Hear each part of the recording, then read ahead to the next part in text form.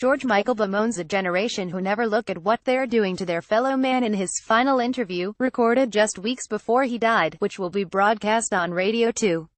In the interview, the ex-Wham singer told Kirsty Young that he was optimistic about his recording career, saying, "Even when I've really hit rock bottom, I believe that this period of downtime will result in something spectacular." But he said artists do not look out for fellow artists anymore. Talking about losing his court case against Sony Music, Michael, who died aged 53 on Christmas Day 2016, told Young, "I feel I took 3 years out of my career. I spent $7 million and I got nothing for artists. Nothing." Kirsty Young interviewed George Michael Dominic Lipinski, and then 10 years later it's a different generation that never looks at what they're doing to their fellow man, let alone fellow artists. Just before Christmas 2016, Young was asked to interview Michael for the Channel 4 film Freedom, which aired on Monday night, that the star was producing about his life and career.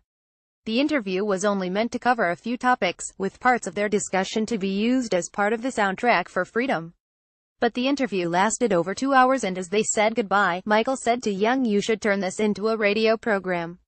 Following Michael's sudden death only a few weeks later, it began to feel like something that should happen, Radio 2 said.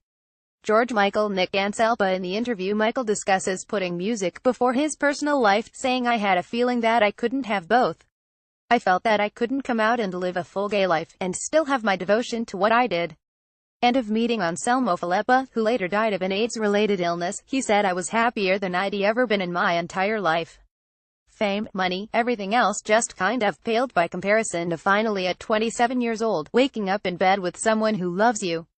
He remained hopeful about his future recording career, saying, "Even when I've lost control, even when I've really hit rock bottom, I believe that the red line is still there, and that this period of downtime will result in something spectacular."